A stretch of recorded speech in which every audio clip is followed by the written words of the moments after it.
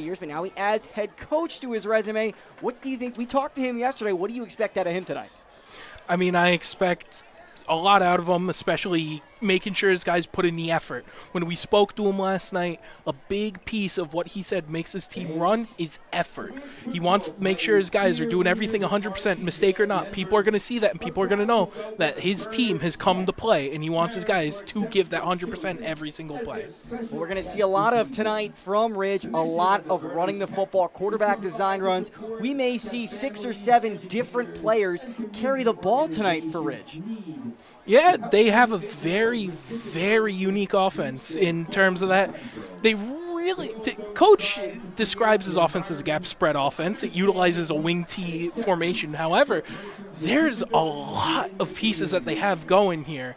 You know, they're not afraid to throw screens, throw it deep, run the ball, especially with so many different guys. They even utilize their tight end as a runner, which, you know, as we talked before game, you mentioned Taysom Hill. I'm excited to see a little bit of that tonight. Yes, Toby Nicholson, tight end, D-end, the senior. He has 20 tackles this year, but he's really essentially their entire passing offense. He has 11 receptions for 242 yards and 2 touchdowns, 7 carries for 47 yards we mentioned before. That was all just last week, and we asked Coach Jeff Sutherland about that before the game. He says, you have to figure out a way to get your best players touches. I wouldn't be surprised to see him have 5 or more carries tonight. Absolutely. I mean, that's simply high school football in a nutshell. Is you get your best guys on the field, you play to their strengths, and you just hope that they're strong enough to do it.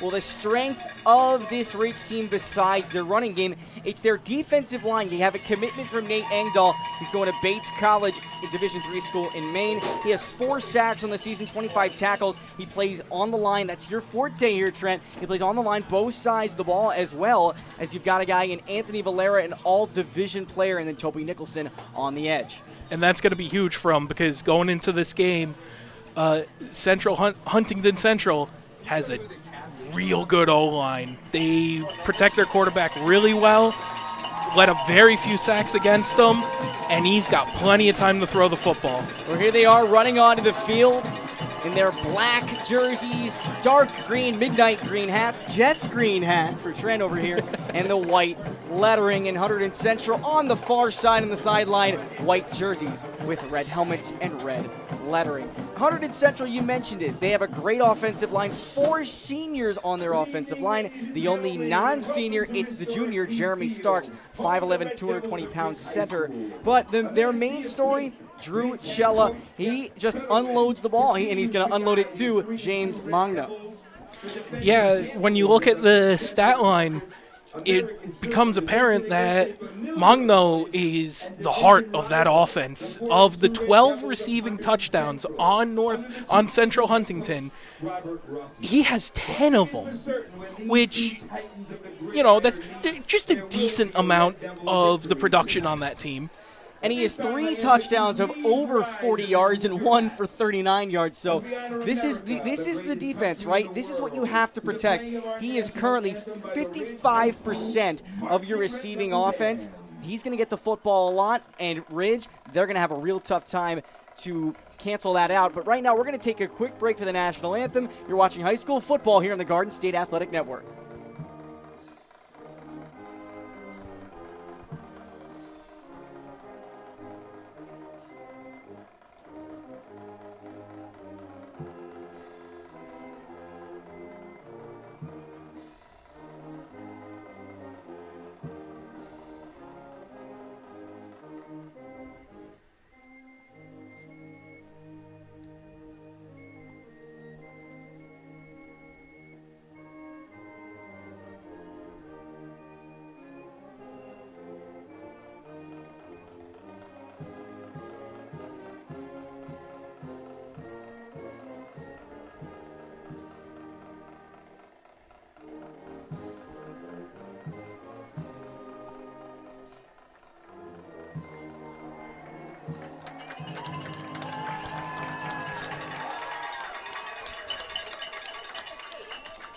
Beautiful rendition by the Ridge High School Band.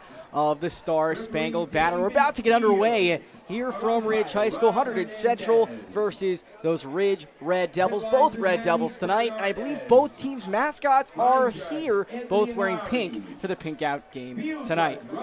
Now here comes the coin toss. We'll let you know the winner of that in just a moment.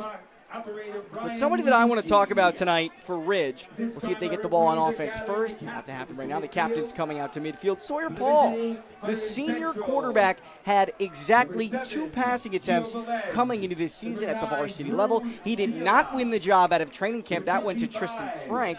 And, well, a 1-2 start wasn't what Jeff Sutherland wanted in his rookie season at the head coaching spot. They turned to Sawyer Paul, and they're 2-0 now. Sometimes you just need a change of pace, a little bit of a new system just to get them in there and get going.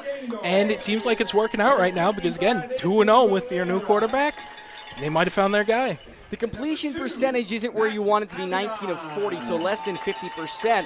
But in the last game, he was 6 of 13. Again, not the best, not the most accurate, but he had 148 yards and 2 touchdowns, as well as another one on the ground. So he provides a dual threat. We should see him a lot in shotgun. They run a lot of QB draw out of the shotgun formation, but you are a guy that loves to study the film. You love the offensive line. What did you see from Ridge when you were studying the film this week? Well, a big reason why that Chell can run so much is because that O-line pushes them right off the ball. They're a pretty young O-line, all things considered. 4 of their linemen have not started until this season, which the only one returning as being a starter is Nate Engdahl, who we've mentioned plenty of times before, team captain, very important player to this team. He's their left tackle, the most important position on the field. And so having him be a leader for these guys, develop them, grow the other 4 offensive linemen so that they can be a cohesive unit is crucial for them. And they seem to be doing a pretty good job because you look at their numbers in the run game, they're a really effective run offense. So it looks like Hunterdon Central, they won the toss. They elect to defer. And there's 3 men back deep for Ridge. You've got Stephen Coffey back there at DB/running back. He's over on the far side. We're about to get underway. Hunterdon Central coming in at 4-2, but winless in conference play. Ridge 3-2 and 2-1 in conference play. We're ready to get underway here from Ridge High School as Sebastian Hill, he marks off his steps. And here we go. And the kick is away. It's a low wobbling kick, and it's taken at the 10. Bringing it out across the 20, cutting across. And that was Tristan Frank. He's powered down around the 25, 30-yard line. It'll be 1st and 10 for those Ridge Red Devils. But not a speck of red on their uniform. Not a speck of red.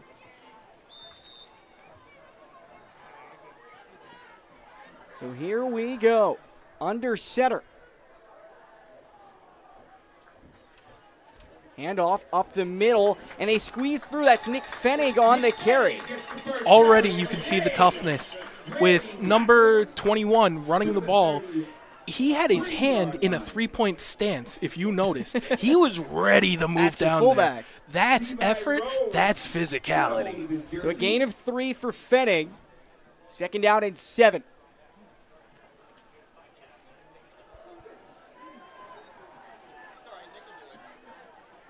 Excuse me, 2nd down and 4, a gain of 6 there.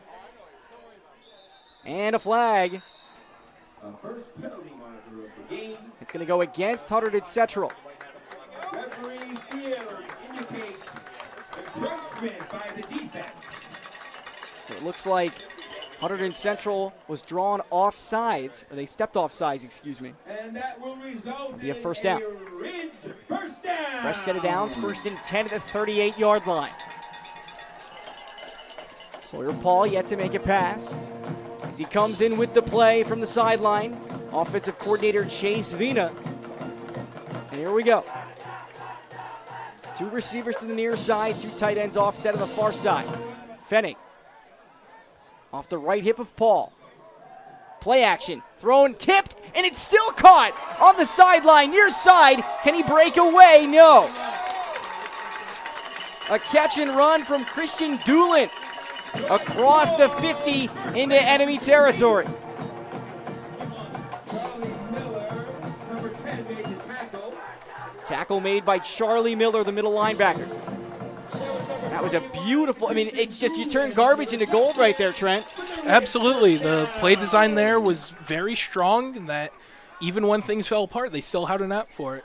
1st and 10 at the 43. Handoff to Fennig up the middle, breaks a tackle across the 35 and close to a first down. Gain of about 8. Central 35-yard line. We'll call it the 34. Vasquez brought him to the ground. Let's see, it's going to be a gain of 9, so 2nd down and 1 as Paul has the play.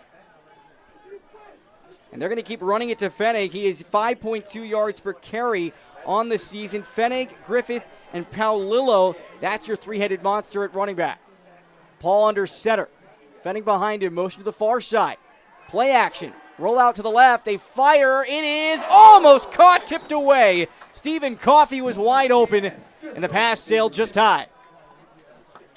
It's a little early to say, but considering they're only 1 yard away from getting the first down, I almost kind of wish they ran it there, being so effective in the run game.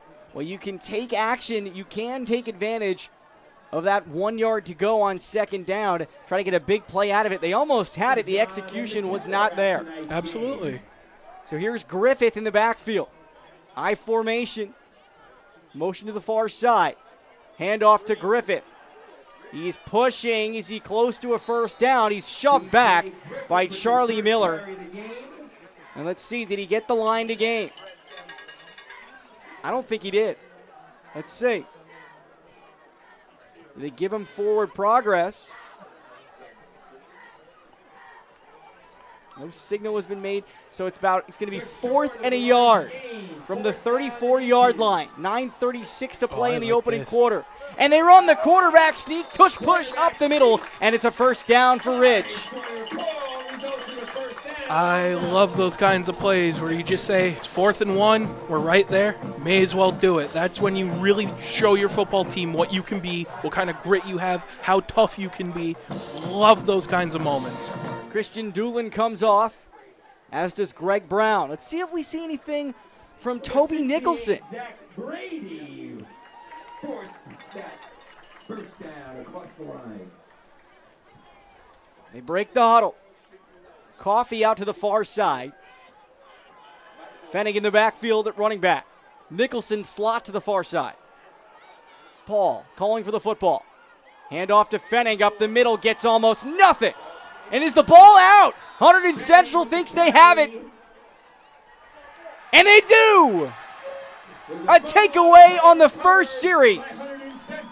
And Hunterdon Central set up with solid field position. Huge play for Hunterdon Central right there. You saw so much momentum with Ridge, and just to get that one takeaway, that could change the whole game right there. So Toby Nicholson will stay on the field to be the edge rusher on the right side. And now Hunterdon Central, their offense, taking the football. You have an experienced quarterback with Drew Cella. And James Mogno, we'll see where he sets up. Out to the near side, it's Casey Kingsley. Shotgun formation, trips to the far side, now motion to the near side. It's a little toss up the middle. Kind of a jet sweep there, minimal gain, maybe about 1 or 2. 2nd down and long. Gio Velez on the carry.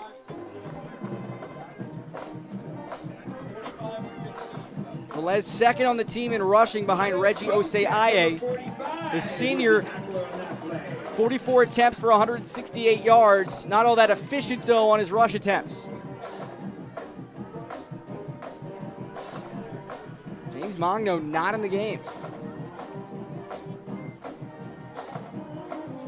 To design quarterback run at Cella, he picks up almost nothing. Maybe a gain of 1, and it'll be 3rd and 8. Tackle made by Anthony Valera. Your all-division defensive tackle. 3rd down and 10 at the 34-yard line. 7:46 to play in the opening quarter.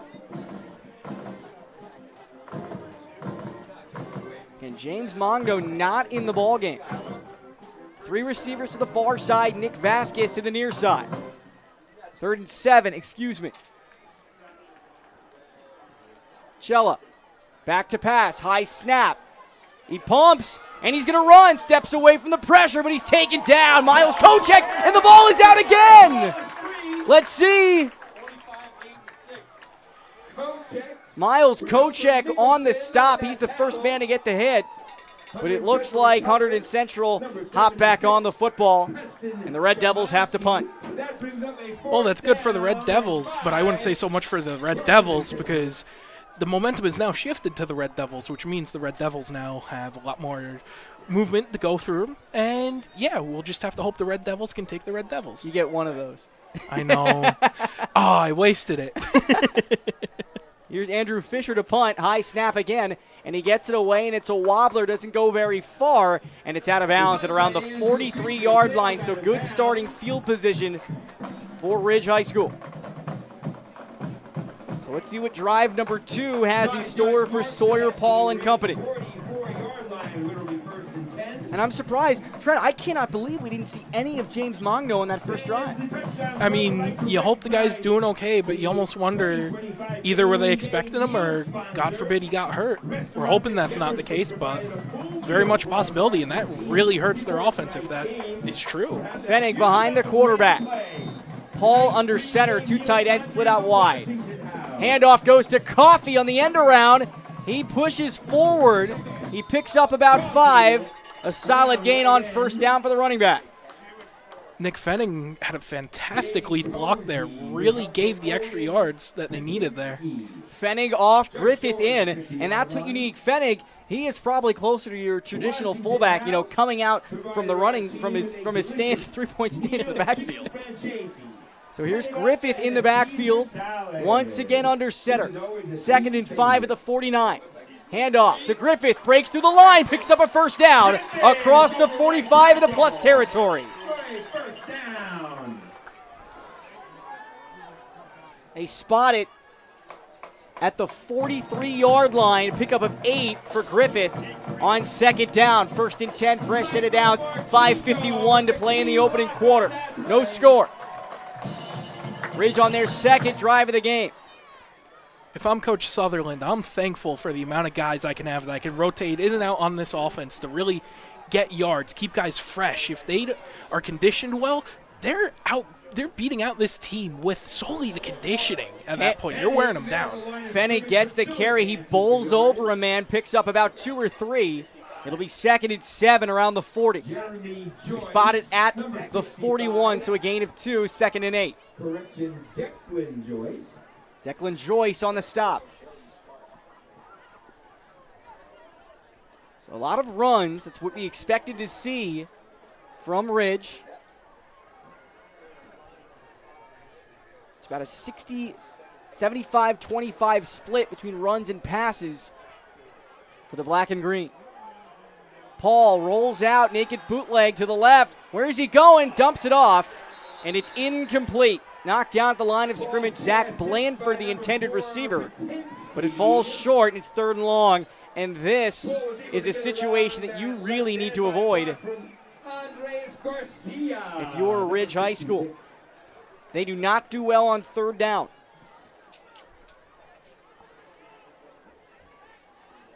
Against Union last week, just 35% of the time did they convert their 3rd downs. And they had an average of 8.7 yards to go. Paul comes into the huddle with the play. What do you want to see again? Do you want to see another rollout? Because that's what they're probably going to do. Nah, I want to see them run it. They've had so much. It's been so effective in this game. I don't see why you move away from that at the moment. Into the shotgun, Fenning to his left. Paul drops back. He fires. It's tipped and it falls harmlessly to the turf. Declan Joyce was in the area to maybe make a play on the ball, but in any case, almost a 3 and out. They got the first down, but it's 4th and 8. And they're going to go for this. This is what we knew, right? We knew that Ridge does not punt very often. Oh, they are going to punt here. And it's your backup quarterback, Tristan Frank, into punt. Standing at his own 41-yard line. In support. Tri-County Orthopedic Sports Medicine with Dr. Stephen Hunt. Edward Jones Investment. Oh, they're trying to get him to draw off, and I think they might have gotten the job done. And a 4th and 8 becomes a 4th and 3, and it's a very different decision for Jeff Sutherland. Second penalty called against Hunterdon Central tonight. Central. Not a first down, but brings the ball to the... So the ball is spotted at the 36-yard line. They have to get to the 33 for a first down. Brings the offense back onto the field. So the offense is back out. Paul under center, Fenning behind him. Handed off to Fenning. He pushes forward, and I think he has the first down. In fact, he definitely does. Oh, just a bit. A back-breaking penalty turns into a first down, and an opportunity to get into the red zone for Ridge. Fired out behind that line like a cannonball. 1st and 10 at the 31. 4.5 to go in the opening quarter. Greg Brown in the game at tight end. Nicholson as well off the left tackle. Tight formation. Fenning in the backfield again. A toss to the near side. Fenning follows his blockers, and he breaks through, and it takes 4 or 5 men to bring him down. A solid gain on first down. A gain of about 8. 2nd and short. Nick Vasquez, number 13. Nick Vasquez in on the tackle. 2nd down and 2 at the 23. Sawyer Paul, he does have an arm. A baseball player for Ridge as well as a member of the unified basketball team. Brown out wide. 2nd and 2. Motion. They hand it off on the swing. That goes to Frank, and he pushes forward, and he's close to a first down. Charlie Miller, number 10. Charlie Miller on the stop for Hunterdon Central. And let's see. The scoreboard says, and now it is a first down. The scoreboard said first down. The chain gang said 3rd down. But the referees give them forward progress. Almost inside the red zone. 1st and 10 at the 21. A solid second drive for Ridge. Frank off the tight end to the near side. Griffith in the game at running back. Paul hands it off to him. Griffith up the middle, and he's knocked down for a short gain. Under 3 to play in the opening quarter. 0-0. John Colavita here with Trent Troller. As Christian Doolin checks in for Tristan Frank. One thing that Ridge does really well on the O-line is they get low. Leverage is so huge on the O-line because you get low under a guy and you can move him pretty far. If you look, Paul has to really squat low to get the snap from his center when he's underneath. And that helps out a lot when you want to get that leverage. Hand off to Coffey up the middle. He's got room to run. Can he keep it moving? And he can't. Preston Szymanski in on the stop, but it's 1st and goal for Ridge High School. And it's that kind of leverage that allows for plays like that to happen. You coil up your body, you fire out like a spring. A pickup of 11, 1st and goal at the 6. Szymanski ultimately brought him to the ground. Griffith, the running back. 2 receivers to either side, bunch formation. Motion to the far side, handoff to Griffith, and a short game maybe across the 5. Left guard, short gain. CJ Griffith, the 2nd leading rusher, has 1 touchdown on the season, but he does have 2 100-yard games this campaign. So he comes off, as does Coffey, as Tristan Frank checks back in. Haven't seen anything from Toby Nicholson yet. Nick Fennig back in the game at tailback. Nicholson off the left tackle.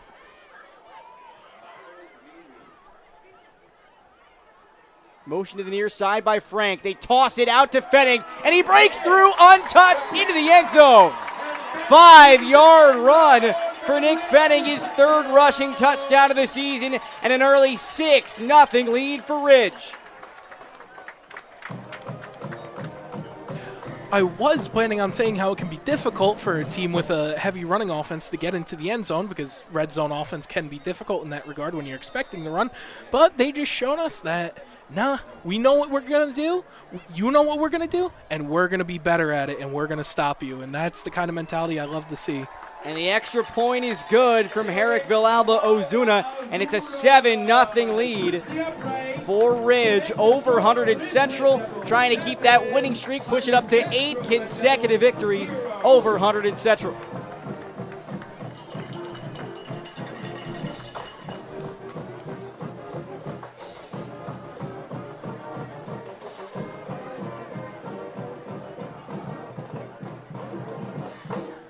Fans with every touchdown. The first 10 Ridge Red Devil fans. Want a great way to promote your business and support your local teams? Then become a sponsor on the Garden State Athletic Network. We have network and game sponsorship opportunities for the fall 2025 season. Let us help you promote your business or organization throughout New Jersey at an affordable cost. To learn more, scan the QR code on your screen or get in touch by emailing sponsorships at gardenstateathleticnetwork.com or calling 973-738-3881. Let Garden State Athletic Network make your business the star of the show. So what did you like? What did you like on that drive there, Trent? Because it was a lot of short runs, breaking through a couple of bigger chunk plays, but they kind of stuck to their guns the whole time. You want me to give the predictable answer? I want you to give the real answer. The real answer? O-line, man. They're putting it in this game. They're playing physical. They're taking it to guys who are bigger than them, and they're really moving it. So an onside kick attempt right after the first touchdown. This gives Hunterdon Central really good starting field position. An interesting move from Jeff Sutherland after his first score. I mean, that just shows they're confident in themselves. They're challenging them right here. Are you going to score on us, or are we going to have to stop you? That's all it is. And we have to see if James Mongno, if he comes out, because he may be injured, he may be unable to play in this game, and that takes away the biggest aspect of Hunterdon Central's offense. And yes, he is not coming onto the field. I mean, that's tough. He's a majority of their passing offense. Without that, you're really just going to have to hope you can run the ball. Over 50%, and a quarterback run to Chella pushes up the middle right into the pile. Of course, that's not to discredit their other wide receivers who put in a hell of an effort, and they're very good as well. It's just any team is going to struggle without their number one receiver. So now it's up to Nick Vasquez and Jaden Kazi, as well as Casey Kingsley on the outside. 2nd down and 7, pickup of 3 for Velez. Jason Sabula out to the far side. He has just 1 reception for 12 yards. The 6'2 sophomore. Play action, fires, dumps, and it's tipped, and I think it might be intercepted. No, the ball is out. Christian Doolin was right there, perfectly positioned on the drop. And it's 3rd and long for Hunterdon Central. I mean, that's a great situation for them to be in. One thing we haven't mentioned about Chella a lot is that of his 12 touchdowns, he's also thrown 8 interceptions. That's a lot. He's for a gunslinger. A 6-game span. 3rd and 7 at the 45 for Chella. Trips to the far side. And Casey Kingsley, the lone receiver on the near side. One-on-one coverage on the near side.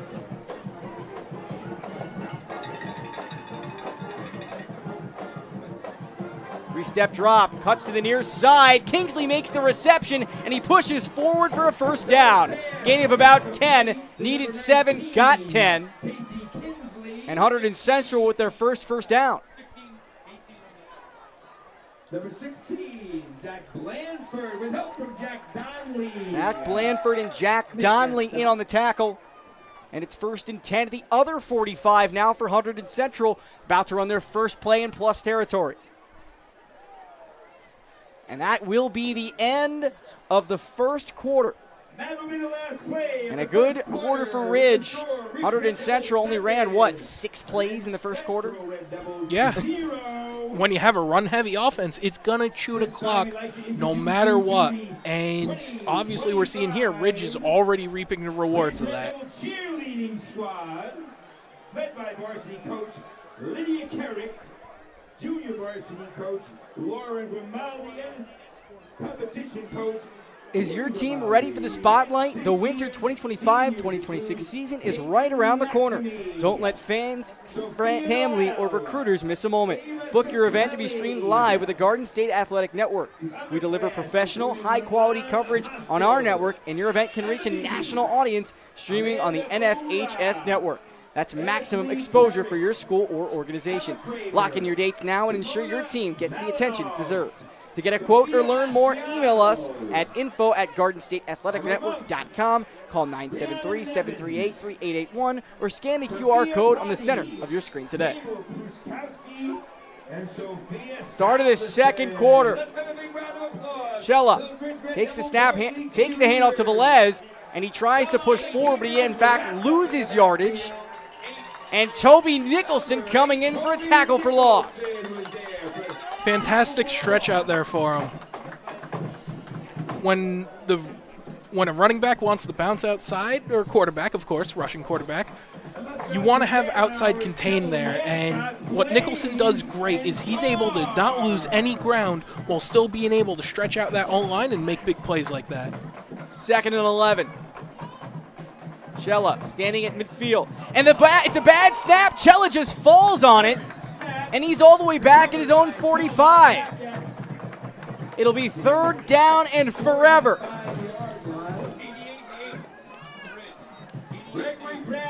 This is 3rd and Trenton. I mean, it's just a little far from a first down. Just a little bit. Hurry up offense. Chella looking over at the sideline for the play call. Obvious passing situation here. They're trying to get him to jump off sides.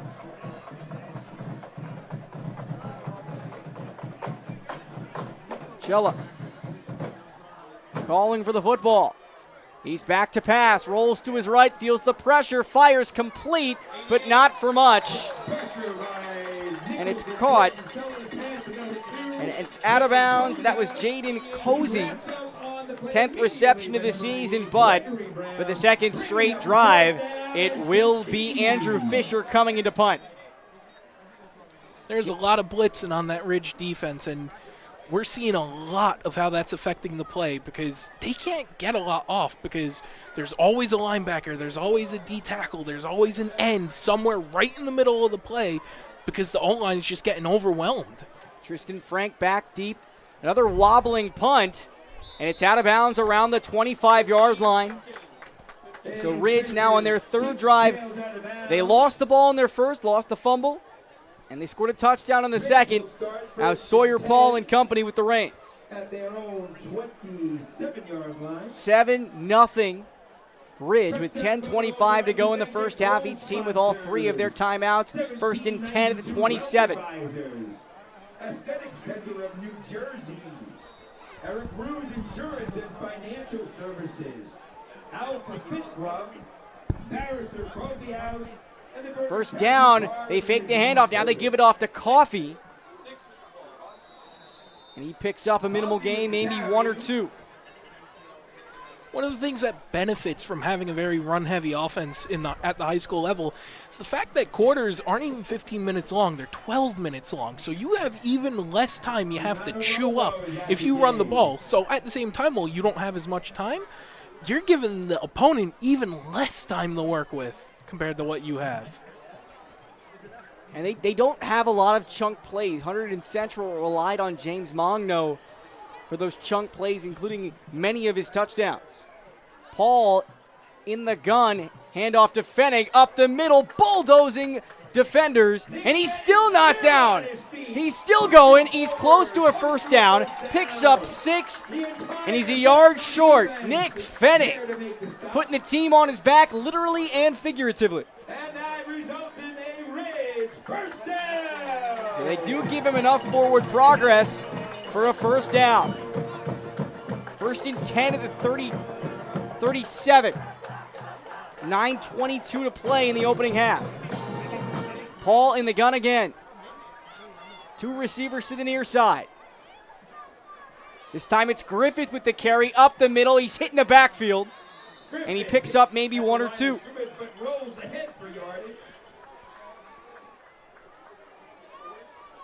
Jalen Civil in on the tackle.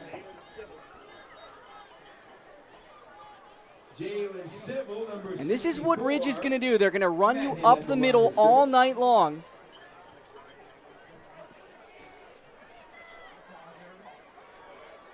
And Hunterdon Central, what they need to do is get to 3rd and long. It's 2nd and 7. Handoff to Griffith. He's pushing forward, and they gave it to Coffey, actually. It was a fake handoff to Griffith. Coffey got the football. Fake so effective, it even got us. No, it did. No, we can't even see that over there. So it's 3rd down and 1, just shy of the first at the 47. Tristan Frank in the game, as is Nicholson. Haven't seen him on offense, but he's made his presence felt on defense. One thing that's been really effective about this as well is when they've been running up the middle, I want to remind you that 64 and 65, they're 2 primary D tackles in there. Jalen Civil and Declan Joyce are both really big guys. I mean, Joyce himself is 280. That's big for high Frank school. Launching over the middle, and it was a wide open interception. It was dropped by Jaden Causey. He was playing center field. Pass was intended for Tristan Frank, and it should be Hunterdon Central ball. Instead, it's 4th and 1 for Ridge. And you know they're going to go for it. For certain, because that's what you got to be. Nice, tough, and aggressive.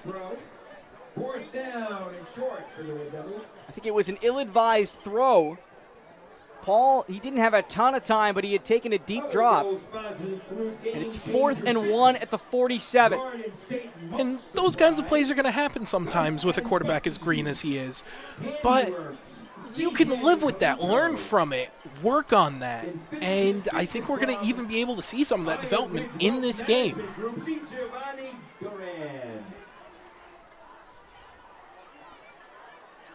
And it's the quarterback sneak again, pushing forward, easy first down. He's still going. Across the 50-yard line, Sawyer Paul with a solid carry and another Ridge first down. I think that play very much makes up for the previous one. You take your shot on 3rd and short, you pick it up on 4th and short, 1st and 10 here at the opposing 47-yard line. So Ridge continues to push the football, short runs, important passes. As Paul comes back into the huddle, has his play from the offensive coordinator, Chase Vina. Former assistant coach at Hopewell Valley, also has coached baseball as well. That's one thing I love about high school sports. A lot of the coaches here don't just stick to one sport. They coach baseball, football, anything they can. Here's Toby Nicholson's first carry. He barrels forward, spins, and picks up about 4. His 8th carry this season, had 7 last week against Union. They're going to call it a gain of 3 yards, 2nd and 7 at the 45. I wouldn't be surprised if part of the reason they're light on him right now early in this game is because that Hunterdon Central likely prepared for him to have a lot of plays. So them being able to spread it out between their guys helps out a lot. That pass knocked down at the line of scrimmage. Toby Nicholson was there. He had an opportunity to make a catch. It was just batted down, and it's 3rd and 7, and this is exactly what Hunterdon Central wanted to do. Put you in a 3rd and long situation and an obvious passing down.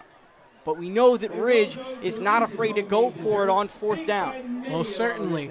That's kind of been a recurring theme in this game, has been when Ridge wants to throw the football, Hunterdon Central's been very good at batting the ball down. I believe it's happened about 3 or 4 times already, which that happened once isn't often, but that's a lot in one game, especially only in the first half. 7-0 Ridge, 6:20 to play. Motion to the near side. Pitch out to Fennig. He pushes across. He is picking up yardage to the 40, across the 40, close to a first down, maybe a yard short. Let's see if they give him forward progress. It is going to be 4th down. 4th and 2. A pickup of 5 for Fennig. And Ridge is keeping the offense on the field. Here we go. Fennig, 4 yards behind the line of scrimmage in a 3-point stance. Goes right to him, and there's a flag. False start. So the first penalty against Ridge tonight. That'll back him up 5 yards, make it a 4th and 7. So right back where you started. And let's see. Offense hasn't made any move to get off the field.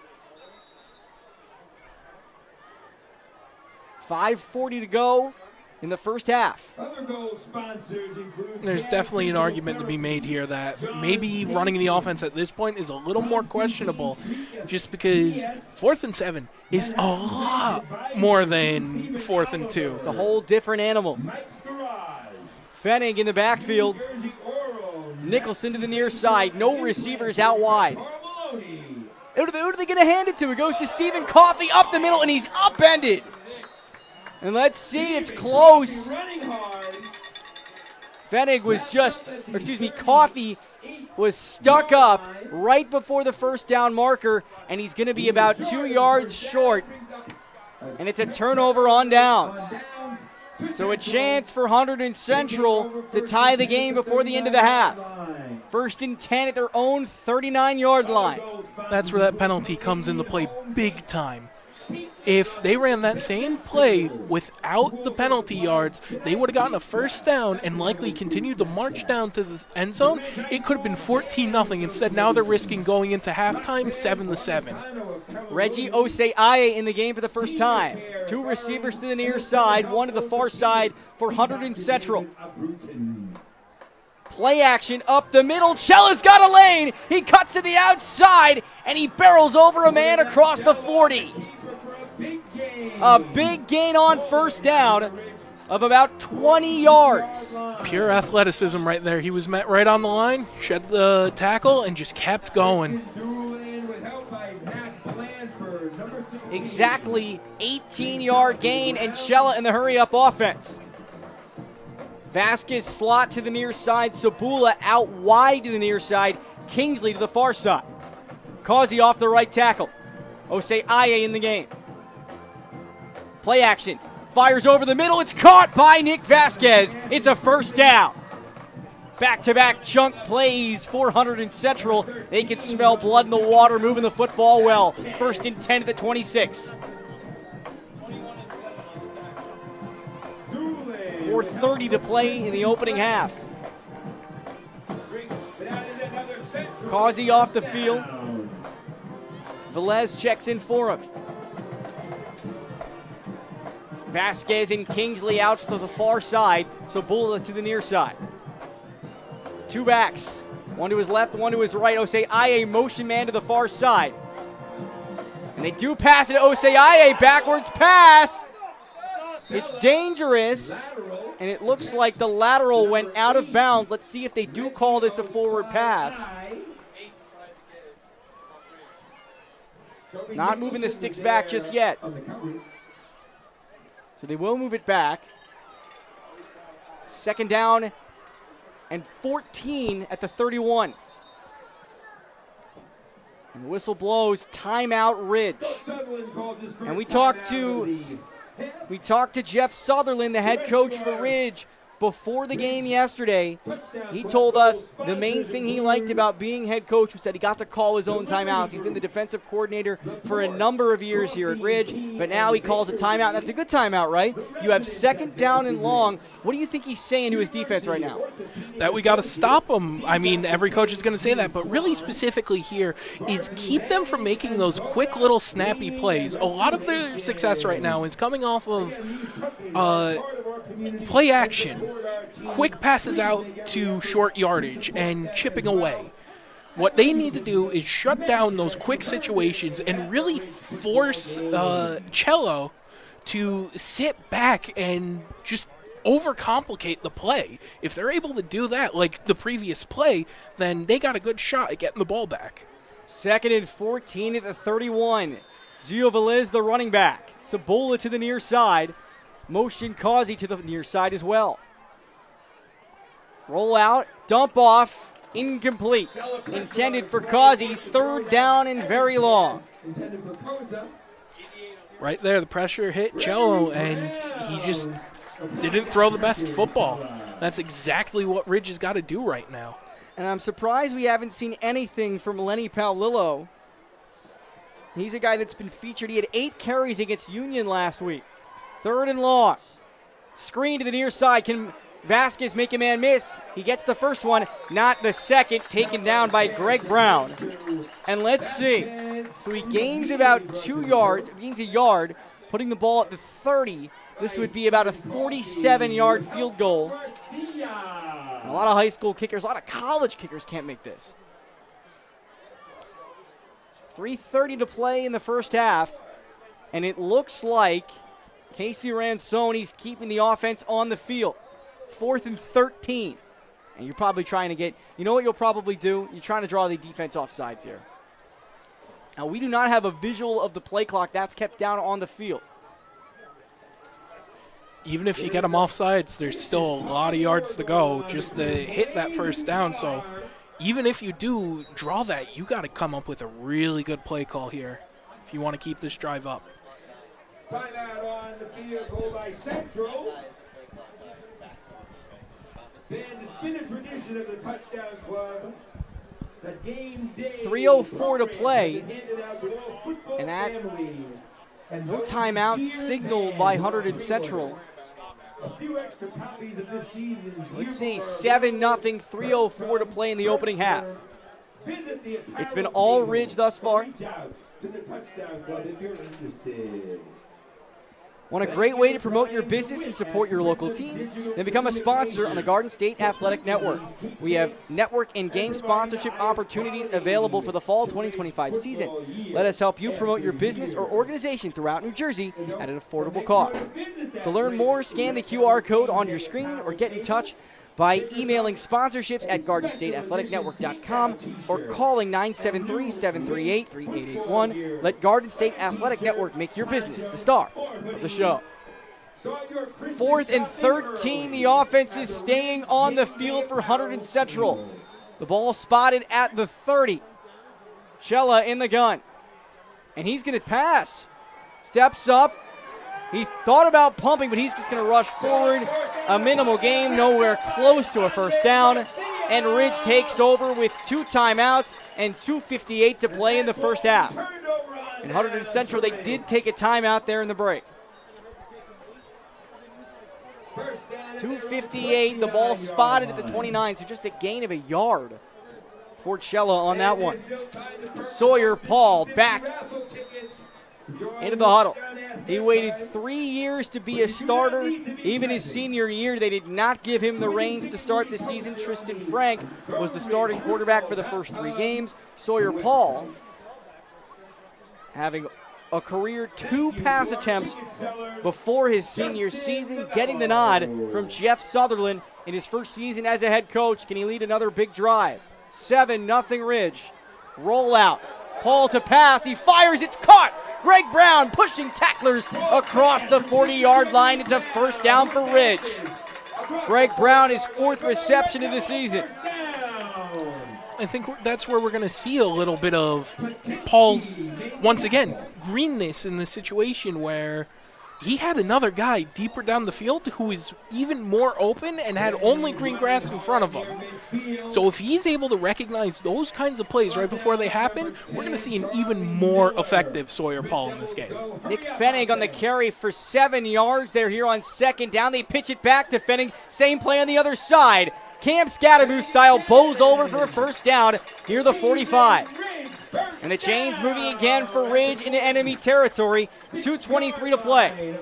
And the build off of Sawyer again, kudos to him. Quarterbacks usually, you don't want your quarterback to get hurt, obviously. Not a lot of guys can play quarterback, but he really tries to fight in there and make a lead block on a lot of these plays, and you got to respect that. Nick Fennig on the carry again. Let's see where they spot it. Looked like a gain of about 4, but a timeout for Ridge. Just one timeout remaining with 2:08 to play. An interesting move there, calling your second timeout, and you have a lot of time to work with. You have a lot of time, though. While I don't agree with this, I can see the mentality behind it because, again, it's as I mentioned before. You have a very heavy run offense. The clock is going to go before you even know it. So to call it here, hopefully at least gives you enough time that if you run down the field, you have enough to make a big play and doesn't need to be the biggest play. So one timeout remaining. 2nd down and 6 for Ridge. Have to get the ball to the 36-yard line. Greg Brown out wide, trips to the near side. Paul in the gun. 4 down linemen roll out for Paul. He dumps it off, and it's complete out of bounds to Tristan Frank, short of a 1st down, but not by much. 3rd down and short for Ridge, and that stops the clock as well. Absolutely. You get those little plays, you keep chipping away. Eventually, you're going to get to the end zone. Realistically, all you need is 4 yards of play. And as long as you have enough time, which right now I believe they do have, you can get into the end zone without a problem. Of course, easier said than done. C.J. Griffith, the running back, 3rd and 3 at the 39. Paul calling for the football. Rolling out again on the bootleg. He steps up. He's going to run. He's got a 1st down and more, and he's tackled down at the 30-yard line. A pickup of 9, and Paul wanting to get them right back to the line of scrimmage to run another play. Under 2 minutes to go in the 1st half. 1 timeout for Ridge. 2 remaining for Hunterdon Central. 7-0. You'd love to take a multiple possession lead going into the half. Trips to the near side. High snap. Paul pumps again. He's rolling, getting chased, and he just dumps it off in the area of Tristan Frank running a crossing route. 2nd and 10. What did you see there? A lot of hesitation from Sawyer Paul. Couldn't pull the trigger. It looks like nobody was open, and I don't know how much confidence he has in himself to push the ball down the field. I don't necessarily think it's a lack of confidence in himself. He's made a lot of confident plays in this game. I want to give Hunterdon Central the kudos here because their DBs are like a blanket on the receivers for Ridge right now. And that's making a huge difference, I believe. 2nd and 10 at the 31. Roll out again, this time to the near side. Paul firing. It is, just out of the reach of Stephen Coffey. He might have been able to walk in for a touchdown there. Instead, it's 3rd and 10. Just got to recoup, go to the next play. Coffey was open. He had 3 defenders around him, but nobody near him. 1:33 left on the clock. 3rd and 10 at the 31. Would be almost a 50-yard field goal from here.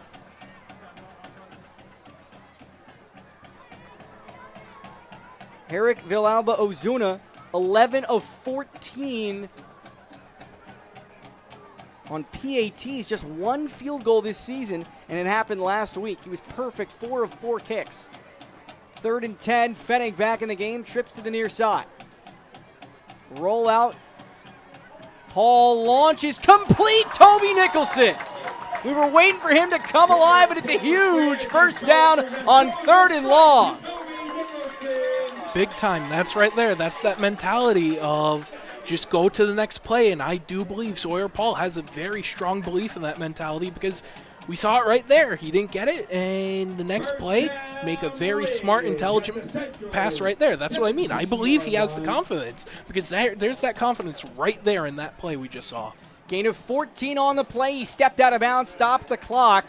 Nicholson all alone to the near side. They go to him on the screen. Across the 15. Is he going to go? Yes! Toby Nicholson. 17-yard catch and run. Ridge up 2 scores. No, they're going to say he's down. Are they going to call him short? Just short. 1st and goal. Frank, he's got to get in formation. And they're going to give this right to Fennig. He's going to go right up the middle. The question is, can Hunterdon Central stop it? Nicholson was very close to the touchdown. that screen, you can't even find the flaw in that one. Just from first glance, Gorgeous. that was the best screen I've seen in a very long time. Running the clock down, and this is smart. You want to take as much time off the clock as you can. So Hunterdon Central has no time with the ball. About to tick under 40 seconds. And Paul takes the snap himself, pushes it up the middle, and there is your touchdown, finally. So Ridge scored in the first quarter, now in the second quarter, right before the half, 13-0 pending the extra point. Being called short might have just given them a really good benefit in that they were able to run that clock. They score right there. That's more time for Hunterdon Central to get. But just, I don't want to say it was obvious, but it was kind of obvious they were going to get that score because they've been so effective on the short run game here, and it's just so exciting to watch. You watch these guys, and it may look like a big mess in the middle, but man, it is fun to watch the little intricacies of those kinds of plays. Villa Alba good in the extra point. He's now 13 of 16 on the season for PATs. 37 seconds to go in the first half. Is your team ready for the spotlight? The winter 2025-2026 season is right around the corner. Don't let fans, family, or recruiters miss a moment. Book your event to be streamed live with the Garden State Athletic Network. We deliver professional, high-quality coverage on our network, and your event can reach a national audience streaming on the NFHS network. That's maximum exposure for your school or organization. Lock in your dates now and ensure your team gets the attention it deserves. To get a quote or learn more, email us at info@gardenstateathleticnetwork.com. Call 973-738-3881 or scan the QR code on the center of your screen today. So we saw Ridge go for the onside kick the first time. Do they do it again? Greg Brown on the kickoff. And Brown, he sends it back deep. It's taken on the far side by GSAN. He's picking up a head of steam, running up the middle, and he's chopped up before the 25-yard line. Good special teams coverage with 32 seconds left. First and 10 at the 23 for Hunterdon Central with 2 timeouts. You always got to have a good special teams. It's kind of become a trope at this point, but special teams really do play a lot more into the game than people realize. And being able to just have a big play where you just stop them immediately, just fantastic to see. Ridge is all over this game.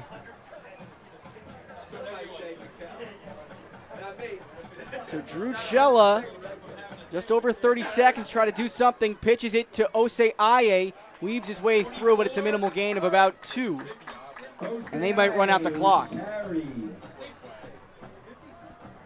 Not taking a timeout. They don't have to run another play. GSAN, he comes up lame on that play, and it looks like Hunterdon Central is going to run another play. 7 seconds, 6 seconds. Chella pitches it out to GSAN again. He's got some blockers ahead of steam, but he's taken down. Another short gain, and that will run out the half. So Ridge looking to extend their winning streak over Hunterdon Central to 8 straight games. And that is it for the first half. We'll be back in a little bit. John Colavita with you alongside Trent Troller into the half. Ridge up 14-0 over Hunterdon Central. You're watching the Garden State Athletic Network.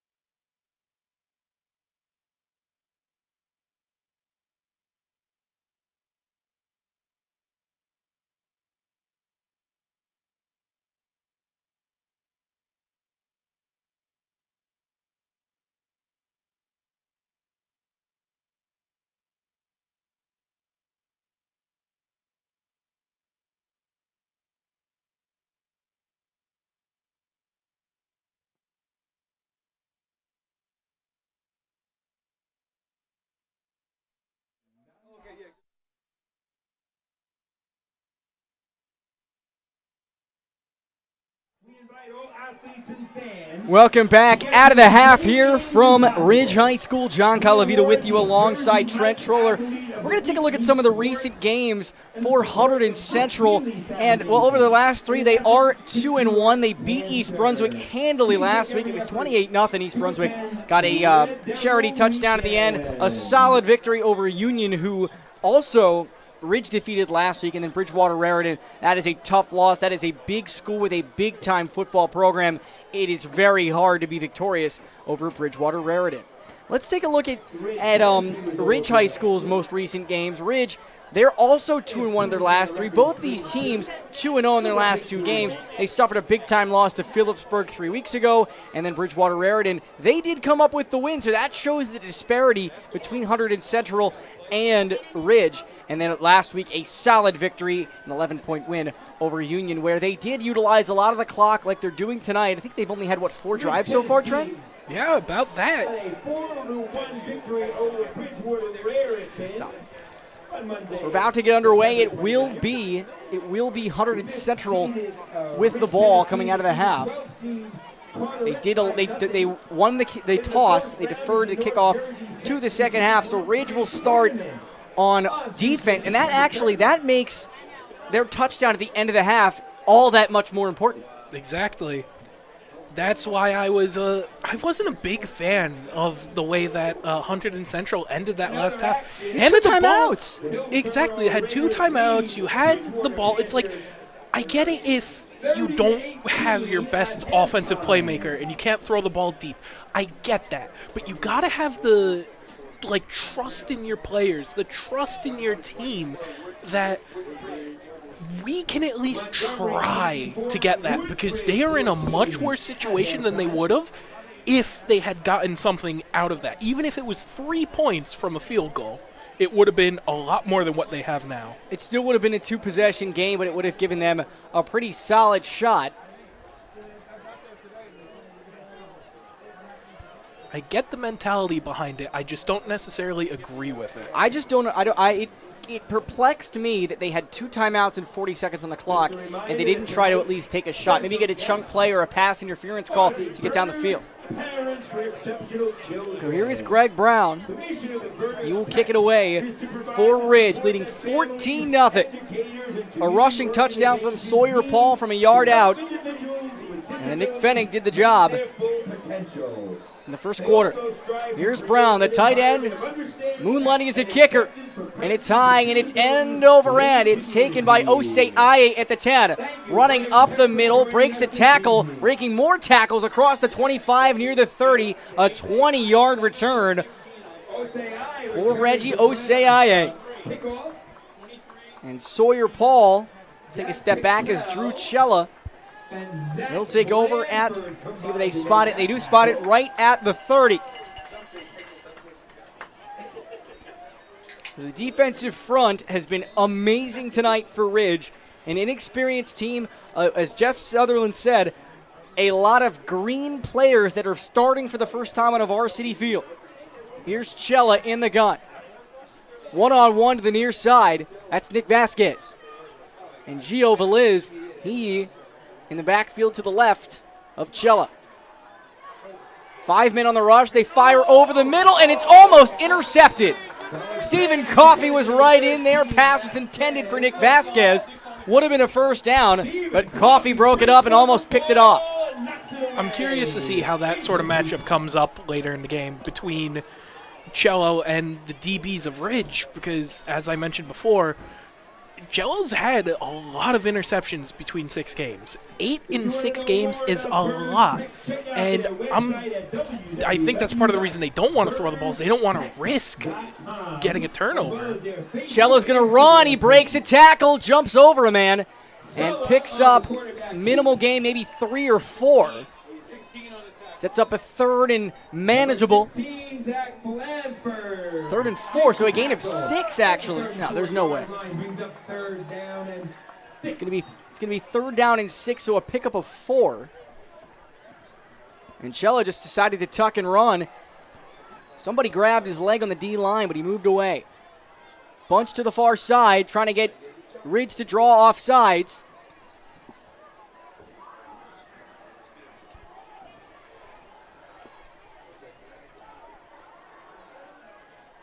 Jella launching down the near side, incomplete. Vasquez and Coffey step for step. Vasquez had the burst at the end, but he was overthrown, and it's 4th and 5. And let's see what they decide to do. It looks like they will punt. Tristan Frank, he's back to receive for Ridge. Andrew Fisher to punt. Or excuse me, this is Gio Velez to punt. His 3rd punt of the season. See if he can do better than Andrew Fisher. And Velez blasts it. It's high. It's a wobbler. It's taken at the 35 by Frank. Makes a cut. He's across the 45 and a really good return. Sets Ridge up in prime field position just shy of midfield. 14-0, 10:52 to go in the 3rd quarter. Ball spotted at the 37, and Sawyer Paul, he brings in the play from Chase Vina, the offensive coordinator. Now we're going to see what kind of halftime adjustments that Ridge made in there. Did they need to make adjustments? Maybe. You don't know. In football, regardless of how close or open the game is, if you're a good coach, you're going to make adjustments at the half in that you can do better. There's always room to improve. Pitch to the outside to Fennig. He comes up short of the 50, maybe a 3-yard gain on 1st down. They'll call it a game of 2. Spotted at the 49, 2nd and 8. Number 4, Odin. Last year, Ridge High School finished off an 8-2 season, but lost 28-27 to Ramapo in the Group 4 semifinal. They actually led that game 27-7. 2nd and 8. Paul in the gun. Handoff to Fennig, up the gut. Rumbles his way across the 50. Maybe down to the opponent's 47. A pickup of maybe 3 or 4. This will set up a 3rd down and manageable. 3rd and 3, pickup of 4. Fennig comes off. CJ Griffith in the game. So Ridge in that Group 4 semifinal, they led 27-7, but they missed a PAT in the 2nd quarter, and it came back to haunt them. Ramapo finished the game with 21 unanswered points to claim victory. Oh, so what you're saying is in the second half they had a big comeback that changed the outcome of the game? Sometimes you need to make adjustments. 3rd and 3, handoff up the middle. That's to Doolin. He's pushing across. He picks up a 1st down. And he's tackled down to the 41-yard line. Christian Doolin the carry. So who's gotten carries tonight? It's Fennig. We've got Doolin. You have Griffith. Frank definitely has a carry. So does Nicholson. And so does Coffey. That's 6 men. Or 7 if you include Sawyer Paul. That's 7 men with a carry tonight for Ridge. That's why when researching Ridge's offense, I initially thought, just off the stats, they were a triple option team. Because that's a stat line you see on those types of teams. But finding out they're not was incredible. And seeing it now is just very fun to watch. Look at this team fighting for yards. CJ Griffith on the carry. He was hit at the 40, but he's tackled down across the 44, near the 45. Solid gain. 2nd down and 5. They spot it at the 37-yard line. 2nd and 6.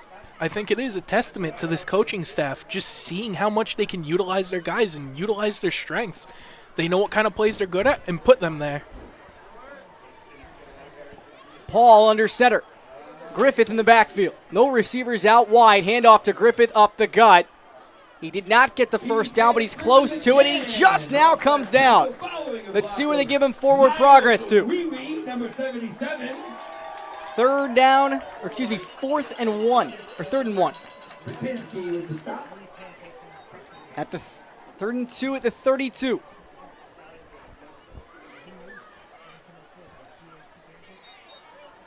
And this is Ridge's game all night. You get to 3rd and short, you have a pretty good chance of picking up that 1st down. Their drive so far tonight, fumble, touchdown, touchdown. Motion, Coffey to the far side. Handoff to Griffith. He bounces it out across the tackle. He's met at the 30, and he bowls over for a 1st down. 7:38 to play in the 3rd quarter.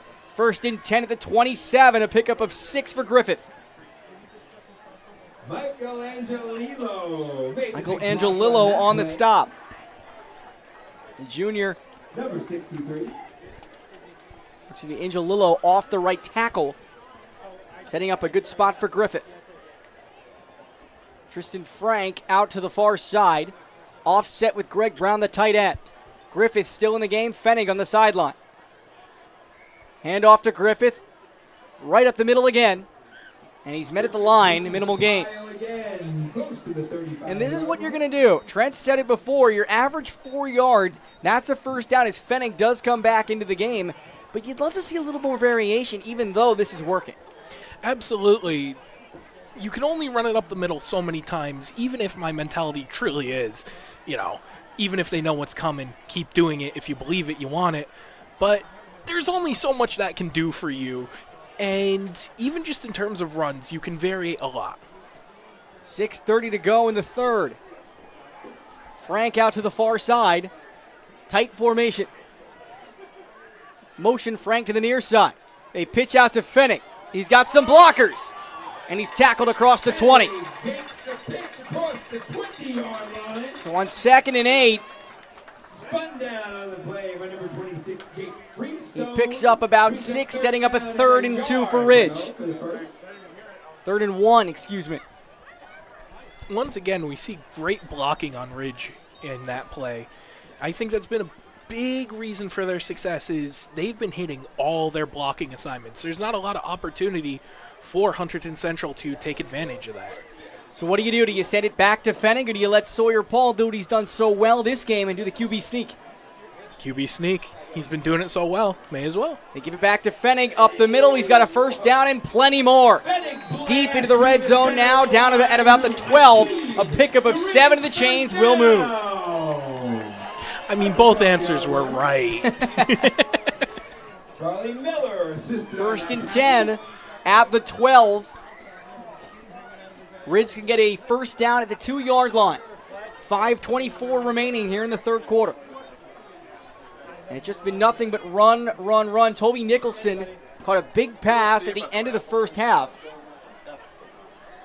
on a 3rd and 10, but we haven't seen a lot of long third downs. Red Devils versus the Red Devils. Hunterdon Central trying to bend and not break. 1st and 10. Hand off to Fennig. Up the middle. Oh no, they pitched it out. An option. Looked like the handoff went right to Fennig. Paul kept it. And they were already on the far side of the field at the time he pitched it to Coffey. A minimal gain of 2, 2nd and 8. Norman is a winner of 50-50 tonight. $231. Thank you to 2nd and 8 at the 10. In tonight's 50-50.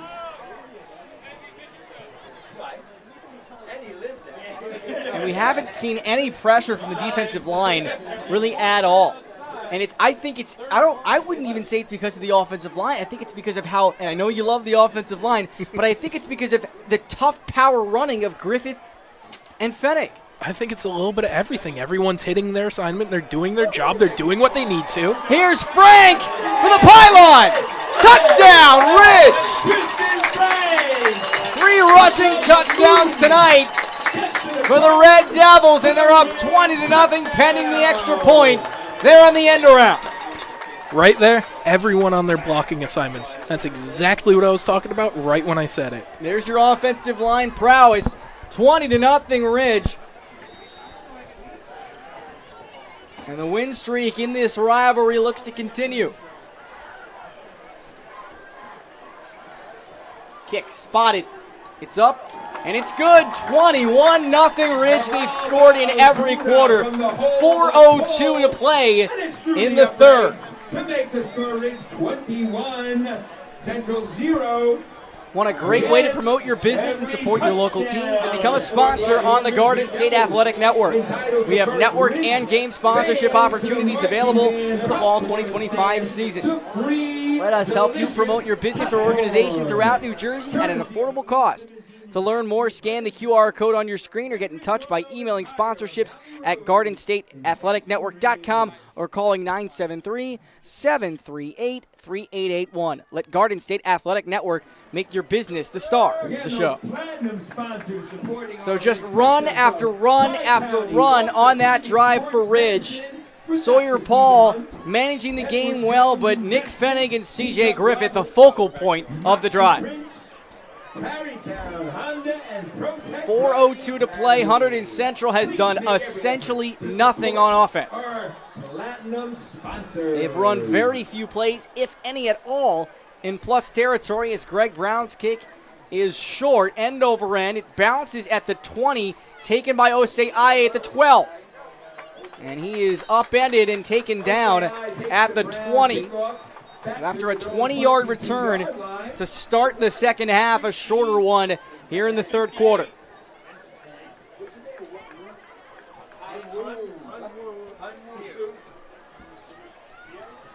Yamusu, he is in the game for Ridge. Might like to see a couple of other guys, a couple of non-starters get some reps, up 3 scores late in the third. 3:57 to play. And it's 1st and 10 at the 23 for Hunterdon Central. And do you air it out here? Do you take a chance? You're down 21. You've got to get a chunk play. You need to score a bunch. Maybe not on this play specifically, but I could absolutely see it at some point on this drive. Here's Chella, empty backfield. Seu, he takes it up. And Chella hurdling over a man, and he's close to the first down marker. Let's see. Pressure off the edge from Sue. And Miles Kochek in on the tackle. It'll be 2nd down and 1. 9-yard gain for Chella. He does have a rushing touchdown on the season, and he's the 2nd leading rusher on Hunterdon Central's team, 2nd only to Reggie Oseiae. Two running backs in the backfield. Cozy out wide. Play action. Fake pump. And he's tackled along the far sideline. Does he push forward? Does he get the extra effort there? And they will move the chains. A 1st down for Hunterdon Central. Only seen 2 or 3 of those prior to that one tonight. So Sue comes off. Greg Brown checks in. And you know what? He only got a couple of plays in, but he made it count. He came off the edge. Unfortunately, Chella was able to pick up a couple of yards. 1st and 10 at the 35. The clock running, 2:55 to play.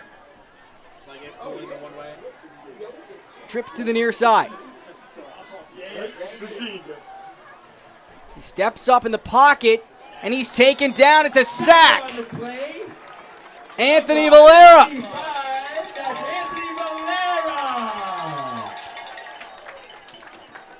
Valera with his 2nd sack of the season, and he's doing his 111th. A phrase popularized by Bills head coach Sean McDermott. Means it's basically a variation of Bill Belichick's do your job. And that is the mantra that Valera lives by. 2nd and 12. Up the middle, Chella, design quarterback run, stumbles forward near the 40. Picks up about 6, and that'll make it 3rd and 6.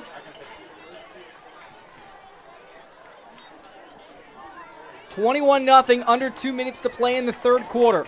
Ridge with 3 rushing touchdowns, 1 in each quarter.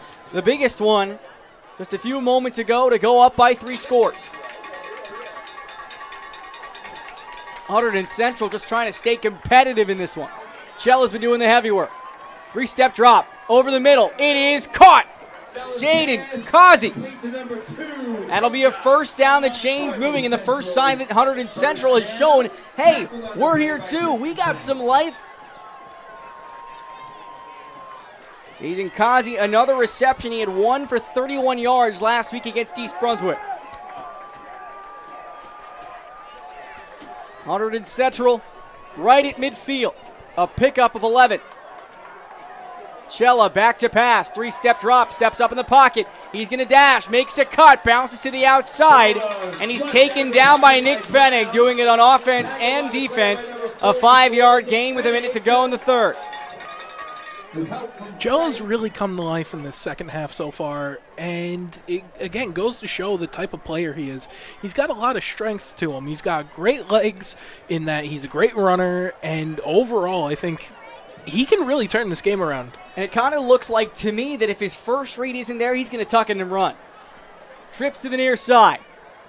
Play action up the middle for Cella again. Bouncing off bodies across the 40, and another first down for Hunterdon Central. 30 seconds to play in the third quarter. You'd love to score before the end of the quarter. 3 touchdowns in the fourth. Going to be very tough as your defense has been unable to stop Ridge.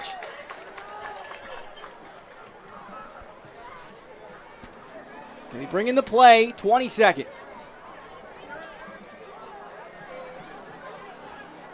Velas. Velas picks up the block, and the pass is dropped by Kingsley. He was wide open. He was going to get lit up by Jack Donnelly anyway. But an incomplete pass, 2nd and 10 with 9 seconds left in the third quarter. Velas, the running back. 4 receivers. Trips to the near side. Sabula out wide. Patinsky not in the game. That's Vasquez in the slot. Cella to the near side. It is juggled and ruled incomplete. Pass intended for Kazi. And it's third down. It's a 3rd and 10. 3rd and 10.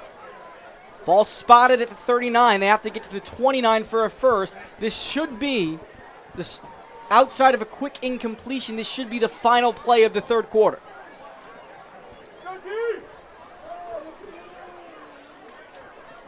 Same formation. Sabula, Vasquez, and Causey to the near side. Kingsley one-on-one to the far side. Cella back to pass. 3-step drop, launching over the middle. It's complete! Big hit, but Causey holds on. Tristan Frank made him pay, and another Hunterdon Central first down as that takes us to the end of the third quarter. Fourth quarter coming up, 21-0. Hunterdon Central has work to do with Ridge on top by 3 possessions. This time he'd like to. Is your team ready for the spotlight? The winter 2025-2026 season is right around the corner. Don't let fans, family, and recruiters miss a moment. Book your event to be streamed live with the Garden State Athletic Network. We deliver professional, high-quality coverage on our network, and your event can reach a national audience streaming on the NHS network. That's a maximum exposure for your school or organization. Lock in your dates now and ensure your team gets the attention it deserves. To get a quote or learn more, email us at info@gardenstateathleticnetwork.com, call 973-738-3881, or scan the QR code on the center of your screen today. Please consider donating today. Start of the fourth quarter, Hunterdon Central with the ball, driving near the red zone.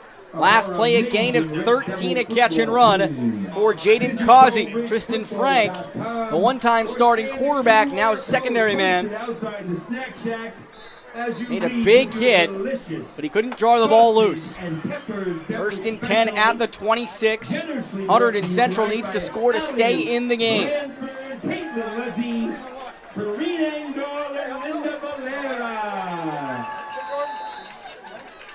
Kingsley to the near side. He dropped a pass 2 plays ago.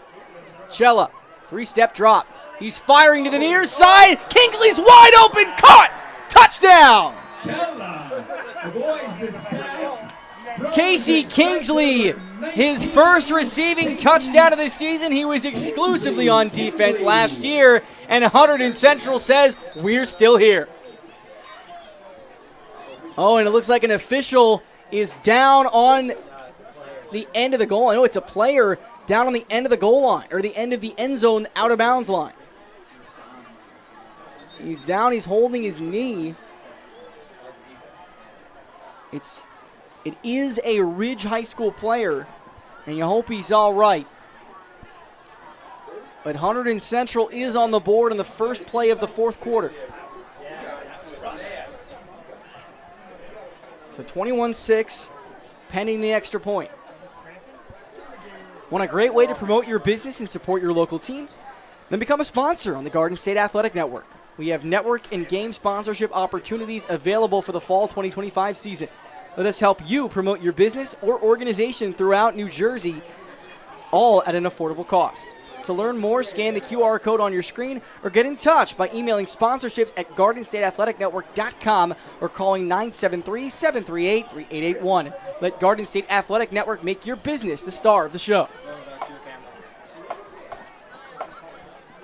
So we're waiting the extra point, and that was Jack Donnelly down on the sideline. He was in coverage with Casey Kingsley.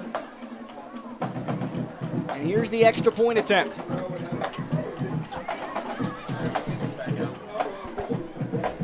Leo Paniagua, 14 of 15 on PAT attempts this season, 25 of 28 for his career.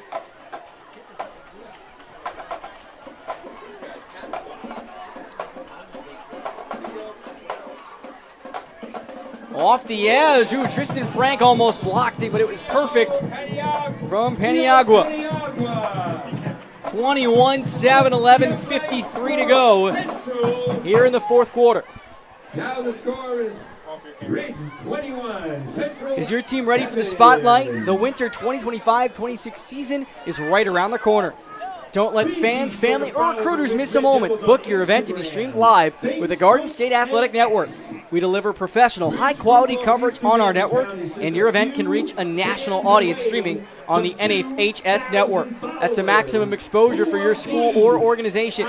Lock in your dates now and ensure your team gets the attention it deserves. To get a quote or learn more, email us at info@GardenStateAthleticNetwork.com. Call 973-738-3881 or scan the QR code on the center of your screen today.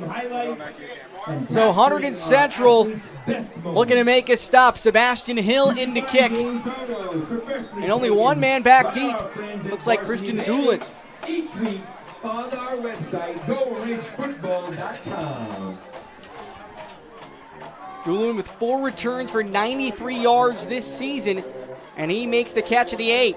Doolin reverses field, coming to the near side, makes a cut, but he can't evade the tackler. That was Kelson Brunner in on the stop, a backup secondary man. 21-7, 11:45 to play. If you're Hunterdon Central right now, you've seen them get gashed for short gains all night long, get pretty much dog walked down the field by Ridge. What do you need to see out of them, Trent? We need to see them really play heavy in the trenches. I bring it up a lot, but that's for a big reason. It's important for every team. And you got big guys right in the middle. They've been getting pushed around a lot in this game. If they're able to really just stick to where they are, let the linebackers fill the holes, they got a good shot. I formation, Paul hands it off. And a short game up the middle. I think it was, let's see, it was C.J. Griffith on the run. C.J. Griffith on the carry. It's almost 6 yards on Pick that up of play. 6, second and 4th at 22. Miller running down. And this will be a long drive for Ridge if they do get down near the goal line, because they've started their field position. Their starting field position has been great throughout this game. This is the worst to start today. Griffith gets the carry to the outside, and he's pushing through across the 30, and it's a first down for Ridge. It's definitely the worst field position, but it's almost a field position you kind of want when you run this offense. Because now you're able to run extra clock. Oh my God, we have to go another extra 10 yards. It's really not been a problem for this offense the entire game. Ridge can easily work 6-7 minutes off the clock, and with a touchdown or a score of really any kind, this game is over. Donnelly split to the near side. The backs are in the eye again. Paul under center. Back to Griffith. Up the middle, surges forward, breaks another tackle, and it's a first down and more across the 45, down to the 48-yard line. Another big gain of 14 yards for C.J. Griffith, and the rushing attack is relentless for Ridge. Hunterdon Central got a lot of momentum out of that last drive. getting a big-time touchdown, and now you got to go and stop this. Ridge is doing a really good job of trying to shut down that momentum right here by straight up overpowering them, out-physicaling them, wanting it more. Imagine spending all week in calculus and you have to deal with Nick Fennig and you have to deal with CJ Griffith on Friday night. 1st and 10 at the 48. Play act. Handoff. Fennig with the carry. That's Fennig with the carry. Short game, pickup of 2, 2nd and 8 at midfield. Under 10 to play here in regulation. 21-7. Ridge scored the first 3 touchdowns. Hunterdon Central scored on the previous drive, and they have to get it stopped to keep this game in doubt.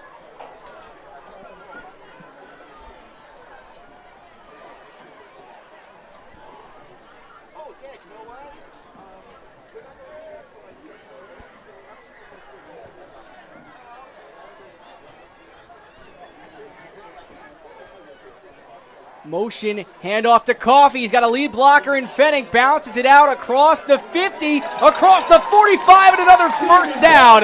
Down to the 40 into plus territory. 1st and 10, the chains move again. Under 9 to play in regulation. You know, it's pretty hard to call this chewing the clock. With how much time they're eating, may as well be a buffet. You know what? I think this is the first drive that we've had where it's consistent chunk plays for Ridge. Usually it's 3 or 4 yards here, 5 or 6 yards there. No, this is 10, 10, 10. Absolutely. It's what you want to see if you're a Ridge fan. 1st and 10 at the 40. Handoff to Frank. To the outside, pushes forward near the 35-yard line. Pickup of 4 or 5, 2nd and manageable. Call it 2nd and 5. Or 2nd and 6. Gain of 4 at the 36-yard line. Stephen Coffey and Nick Fennig come off the field. Doolin and Frank are in. And we talked about it in the pregame. 7 rushers tonight for Ridge. That's all they really do. No wide receivers listed anywhere. Toby Nicholson, the closest one, he's a tight end. Nicholson off the left tackle. Griffith in the backfield, Blandford the fullback. Back to Griffith, lead blocker pushing through, close to a first down. In fact, they mark him a yard short. Gain of 5, 3rd and 1 at the 31-yard line. 31-yard line where it's 3rd and 1. Now, from the looks of it, with their 7:27 left to go in regulation, Ridge will not be able to run all 7 minutes off the clock. But it's 3rd and 1. Regardless, that's a very sizable chunk. You ice the game with a touchdown either way.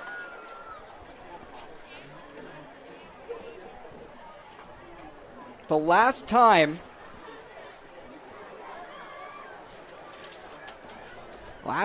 Ridge lost to Hunterdon Central all the way back in 2012.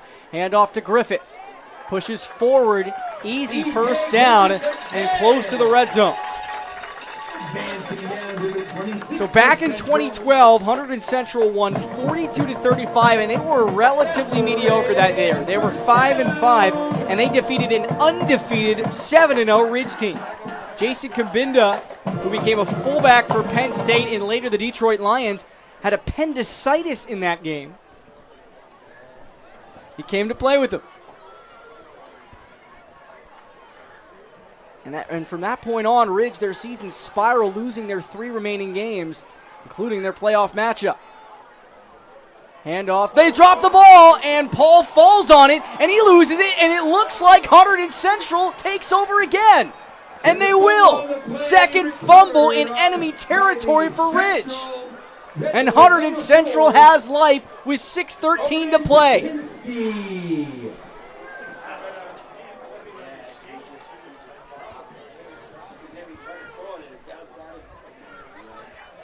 So what a turn of events. Now, I don't want to criticize you too much, but, you mentioned the last time they beat them, and they fumble the ball. Just trying to keep the fans on their toes here. Oh, of course.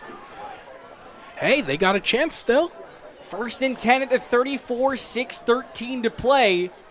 Hunterdon Central scored in their last drive with a passing attack capped off by Casey Kingsley's receiving touchdown from 19 yards out. Motion outside. Velez rolling to the near side. Cella dumps it off. Kingsley, big time hit again, and they stay in bounds. Jaden Causey in on the tackle.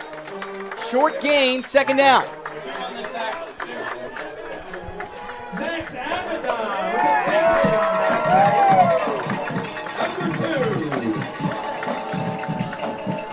Second down and 7, 3-yard gain.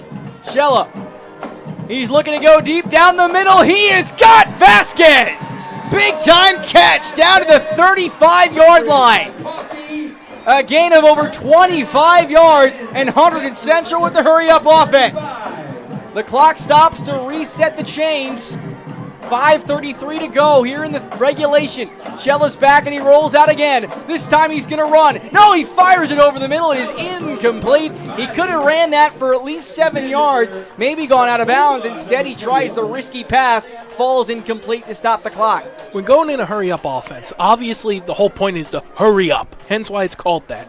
But you also don't want to think too fast. You still want to be able to move and effectively just... Apologies, I'm brain farting just a little bit, but you just want to get it done. You want to move the ball. You want to be down smart and make the right decisions. On 2nd and 10, back to pass. Cella, it's tipped and it's picked. Christian Doolin, and he's running down the near side. He's got 2 men to beat, and he gets taken down. Preston Shemansky in on the tackle, but it doesn't matter. Christian Doolin basically just sealed the game for the Ridge Red Devils. So like what I was trying to attempt to say a few seconds ago, that's the kind of mistake you don't want to make, where you're not thinking, you throw into deep coverage just because you got to get it in there, and that's something Chella's got to learn in the future and develop from. Now, Hunterdon Central, they still have 3 timeouts. This game is not over, but the way they've been running the football, the only team that can beat them right now that is on this field is themselves.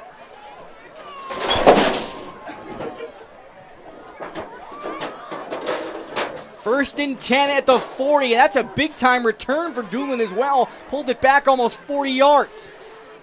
21-7, 5:14 to go in regulation. Fennon gets the carry. Up the middle, across the 45, down to the 44. Solid gain on first down, 2nd and 5. Miller and Freestone make the tackle. Jake Freestone on the tackle. Referee field indicates timeout Central. And a timeout, Hunterdon Central, as Nick Fennig, he looks a little bit shaken up. He's limping off the field. 5:03 to go in regulation, 21-7. And South Finley Avenue. This is one of our community's favorite Ridge football traditions. So far, Want a great way to promote your business and support your local teams? Then become a sponsor on the Garden State Athletic Network. We have network and game sponsorship opportunities available for the fall 2025 season. Let us help you promote your business or organization throughout New Jersey, all at an affordable cost. To learn more, scan the QR code on your screen or get in touch by emailing sponsorships at GardenStateAthleticNetwork.com or calling 973-738-3881. Let Garden State Athletic Network make your business the star of the show. 2nd down and 4 at the 34. Handoff to Griffith. He's got a first down and a whole lot more. He's breaking free, carrying tacklers inside the 10-yard line. An X-play for Griffith. And it's 1st and goal for Ridge. Under 5 to play. 24-yard carry. If they score right here and ice this game, I really do believe that this will be a very significant signature win for Coach Sutherland. Sutherland, the longtime defensive coordinator, getting his first shot this season as the head coach. They cannot pick up another first down. 1st and goal at the 10. Handoff to Griffith up the middle. and he pushes forward across the 5. Behind Miles Wee.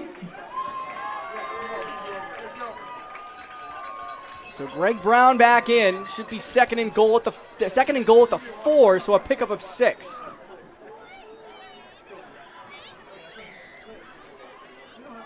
Late in the 4th, a touchdown ends the ball game.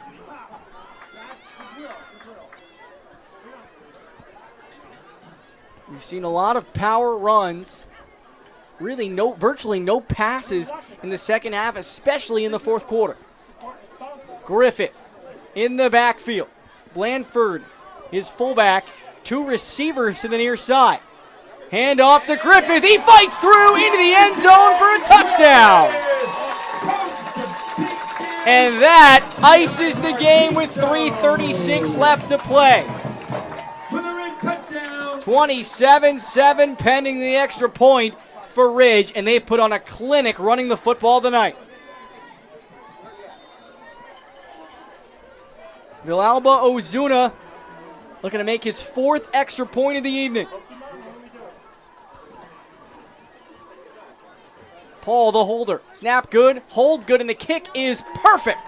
28-7. Ridge, a convincing score right now over Hunterdon Central. Red Devils 21, Central Red Devils 7, correction, 28, Red Devils 7, Central.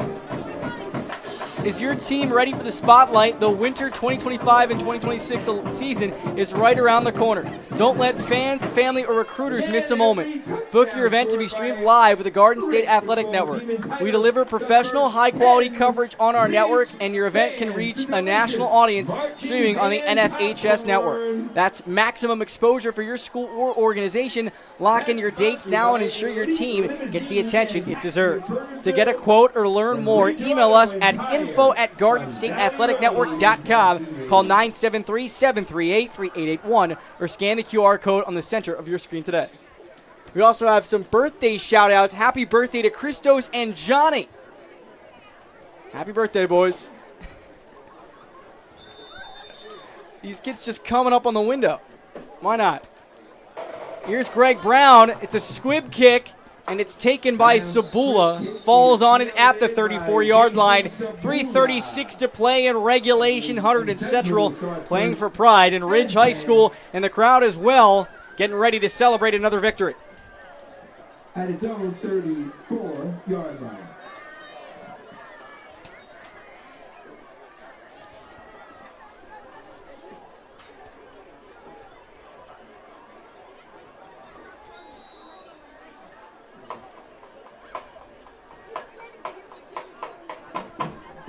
And to think that Ridge, they fumbled in enemy territory on their first drive of the game, and they come out and they put a whooping on Hunterdon Central. Chella back to pass. He's firing over the middle, and it's picked off again! Stephen Coffey! Second interception thrown tonight by Drew Chella, and this game is all but in the books. Couple of first downs and a couple of kneel downs, and the game is over.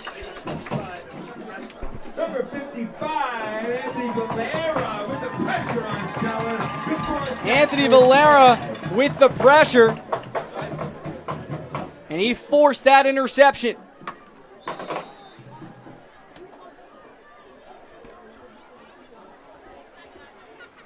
So it'll be 1st and 10 at the 50 for Sawyer Paul and company as Stephen Coffey comes off. What a performance by him tonight. A secondary running back, but another couple of big plays on defense. Ultimately, at that point, they already had the game won, but that just goes to show the kind of culture Ridge has right now is that even though they're up and they're going to win, they still want to just take and earn that win. Looks like a timeout on the field. Want a great way to promote your business and support your local teams? Then become a sponsor on the Garden State Athletic Network. We have network and game sponsorship opportunities available for the fall 2025 season. Let us help you promote your business or organization throughout New Jersey, all at an affordable cost. To learn more, scan the QR code on your screen or get in touch by emailing sponsorships at gardenstateathleticnetwork.com or calling 973-738-3881. Let Garden State Athletic Network make your business the star of the show. So the starter is still in the game. Sawyer Paul still under center. Griffith in the backfield. Looks like Nick Fennick's day is done. He had a rushing touchdown today as well. 4 rushing touchdowns today for Ridge. As a short gain on first down, Tristan Frank on the carry, 3-yard gain. If you look ahead for each team, Hunterdon Central, they play Old Bridge next week at 6 o'clock. That's a home game. Last 2 are home games. And then, well, Ridge, they stay at home. They play North Brunswick. Same time, same place next week. Under 3 minutes to play, and Ridge just looking to run out the clock. 2nd and 7. Major components of their fundraising efforts and help defray the cost of many football expenses. On behalf of the Touchdown Club board, we would like to thank all of our generous business. Back to Griffith. Through the line, pushing tacklers, and look at that again. Takes basically the entire team to send him down. He's still going, no whistle yet. He's close to a first down. The gain of about 5 yards. 3rd down and 2. If that ain't a great representation of this game, I don't know what is. Got the whole team in there, moving for one another, fighting with one another. It's perfect.